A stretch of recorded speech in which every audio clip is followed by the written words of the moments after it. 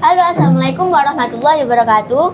Kembali lagi di podcast MTS Mambaul Ma'arif bersama saya Cila, salah satu anggota PK IPPNU MTS Mambaul Ma'arif. Di sini sudah ada Miss Il, salah satu guru di MTS Mambaul Ma'arif. Bisa perkenalkan sebentar, Miss? Baik, terima kasih. Perkenalkan, saya Mas Rahatul Dunia, biasa dipanggil Miss Il. Nah, di sini sebagai guru juga di MTS Mambaul Ma'arif. Nah, langsung saja. Tema podcast kita hari ini adalah Hari Guru Nasional. Mungkin ada sebagian murid yang ngasih hadiah untuk guru mereka sebagai tanda terima kasih atau tanda kasih sayang mereka terhadap guru mereka. Bagaimana, Miss? Sudah dapat hadiah dari mereka? Alhamdulillah, hari ini hadiahnya banyak sekali. Entah itu untuk wali kelas, guru yang disuka, atau guru yang ingin dikasih surprise gitu. Nah, termasuk dapat hadiah juga. Hari ini kita bicara santai saja ya, Miss. Ya, siap-siap. Langsung saja nih, Miss.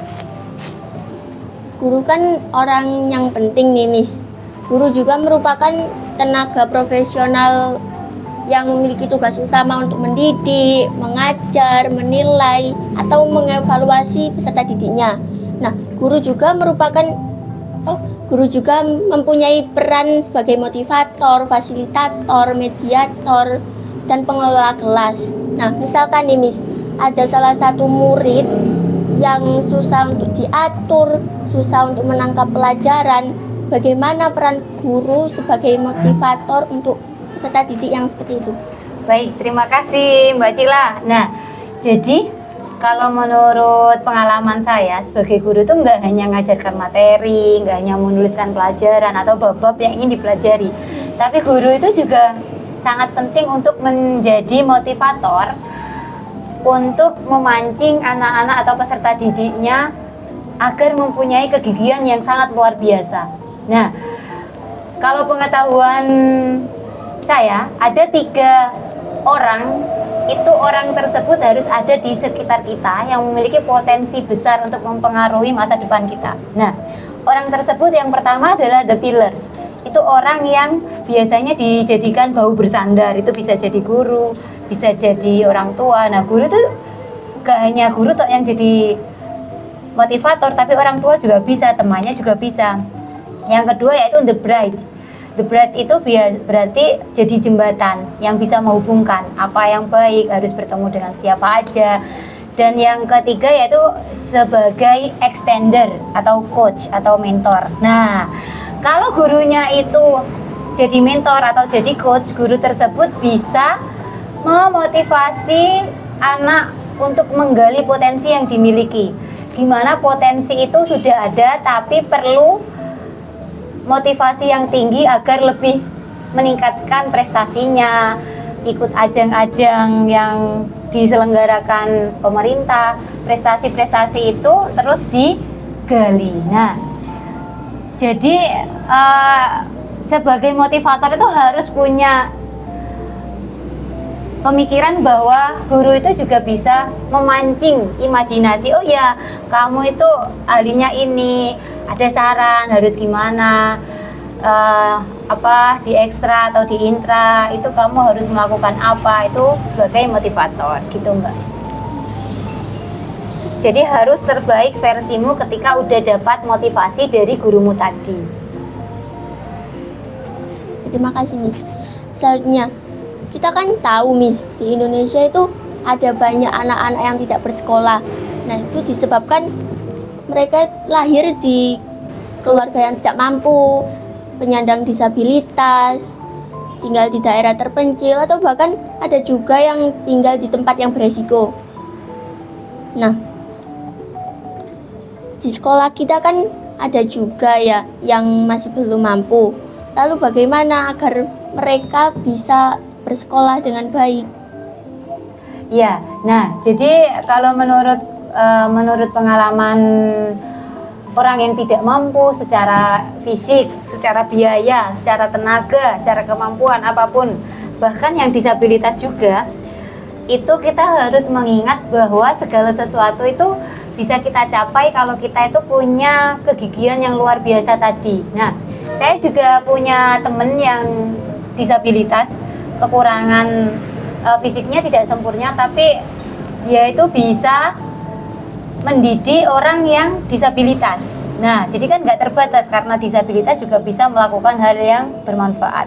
Nah, untuk yang kurang mampu, saya juga termasuk, kalau mampu bukan mampu sekali, bukan termasuk tidak mampu sekali, tapi ada yang lebih di atas, ada yang lebih di bawah daripada saya. Nah, di situ kalau kita melihat sesuatu itu bisa dicapai bukan karena kita mampu secara finansial atau uang, tapi kalau kita itu punya harapan besar, di mana untuk mewujudkan tersebut harus dimulai dengan mimpi-mimpi yang besar. Nah, kalau sampean nggak mampu secara itu tadi yang dijelaskan tadi, maka wujudkanlah dengan membuktikan bahwa kamu itu bisa. Nah, setelah kamu sudah menemukan apa yang kamu bisa, temukan orang yang bisa mendukungmu. Seperti halnya mencari beasiswa, mencari lomba yang itu bisa mendapatkan dana pembinaan, ikut event-event yang luar biasa sehingga nanti akan mendapatkan fasilitas yang kamu inginkan. Contoh, banyak sekali orang yang kurang mampu tapi ingin kuliah. Nah, gimana caranya? Bisa dapat beasiswa, bisa dengan potensi yang dimiliki dikembangkan sehingga itu bisa didapatkan, gitu Mbak. Terakhir nih Miss, banyak anak-anak di luaran sana yang mempunyai mimpi-mimpi hebat, namun sayang Miss, mereka itu tidak tahu harus buat apa, sebabkan keadaan mereka kan yang tidak memungkinkan. Nah, di sisi lain, kita sebagai anak-anak yang bisa bersekolah dengan baik, malah ada yang tidak mempunyai mimpi, bahkan ada juga yang mempunyai mimpi tapi mereka itu tidak mau berusaha. Berdasarkan kejadian tersebut, Miss Il kan sebagai guru, nah bagaimana tindakan yang akan Miss Il lakukan untuk menangani kejadian tersebut? Oh ya, jadi saya punya pengalaman, yaitu the power of dream. The power of dreams. Jadi ada kekuatan besar ketika kita itu punya banyak mimpi, punya banyak keinginan. Jadi tidak hanya pengetahuan intelektual aja yang kita butuhkan. Oh iya, kita bisa ini, bisa itu. Tapi ada hal yang penting, yaitu di atas dari intelektual adalah tentang attention. Apa itu attention? Attention adalah perhatian. Nah, bisa aja guru sama murid itu punya kemampuan yang baik atau kurang, pintar atau belum. Nah, tapi di sini yang bikin beda adalah pay attention, memberikan perhatian. Nah, perhatikan sungguh-sungguh apapun yang ingin kamu pelajari. Nah, dari perhatian itu maka akan ada namanya interest. Interest itu ketertarikan. Nah, ketika kamu tertarik akan sesuatu yang sudah kamu perhatikan, maka ilmu akan datang sendiri. Nah, ketika ilmu sudah datang sendiri, maka follow terus itu, ikuti terus. Karena itu bisa menjadi kunci yang disiapkan untuk masa depanmu.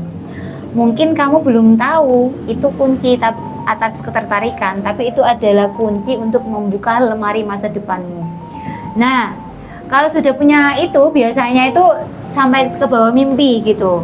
Nah, pas ke bawah mimpi bukan hanya terus, oh aku mau mimpi tok, tapi mimpi itu berhubungan dengan apa yang telah kamu perhatikan, apa yang telah kamu tertariki, hingga kamu ingin mewujudkan cita-cita tersebut dengan